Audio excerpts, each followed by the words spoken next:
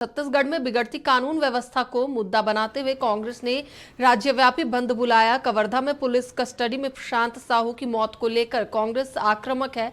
कांग्रेस ने पुलिस पर हत्या का आरोप लगाया है। कांग्रेस के प्रदेश अध्यक्ष दीपक बैज ने कानून व्यवस्था को लेकर बीजेपी सरकार पर जमकर निशाना साधा। वहीं राज्य के डिप्टी सीएम अरुण साव ने केंद्रीय कांग्रेस पर पलटवार किया और कहा कि राज्य सरकार कानून व्यवस्था को लेकर कठोर है, दोषियों पर जरूर कार्रवाई होगी।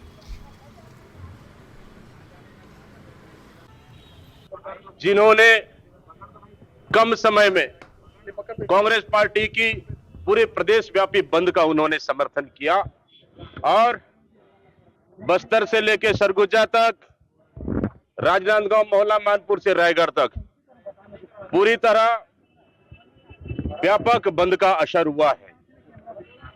ये लड़ाई कवर्धा के उन लोहारडी के उस साहू परिवार के लिए है जो 3 लोगों की मौत हुई। घटनाओं पर राजनीति करना ये कांग्रेस की आदत रही है।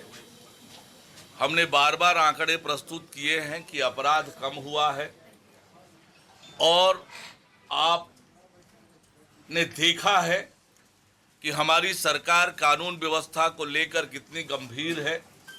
लगातार कड़े और कठोर कदम उठाए जा रहे हैं। कानून व्यवस्था पर जीरो टॉलरेंस की नीति विष्णुदेव साय सरकार की है और रहेगी। जो भी किसी भी घटना में दोषी पाया जाएगा उस पर कड़ी से कड़ी कार्रवाई करने के लिए सरकार संकोच नहीं करेगी। कांग्रेस पार्टी राजनीति करना बंद।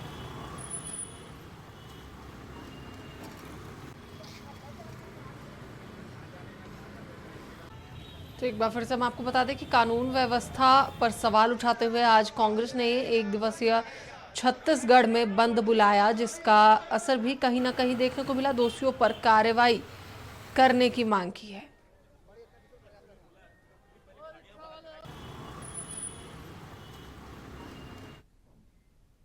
इस पर अधिक जानकारी के लिए हमारे साथ हमारे सहयोगी शशिकांत जुड़ चुके हैं, उनसे बात करेंगे। शशिकांत, छत्तीसगढ़ में एक दिवसीय बंद बुलाया गया, इसका असर कितना देखने को मिला?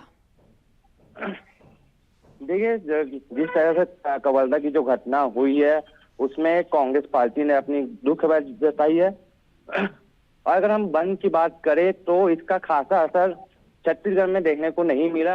हालांकि 2-3 जिलों में इसका असर जरूर देखने को मिला, लेकिन क्योंकि छत्तीसगढ़ चेंबर ऑफ कॉमर्स है उसने कहीं ना कहीं कांग्रेस को अपना समर्थन नहीं दिया था, इसलिए जो असर दिखना था वो असर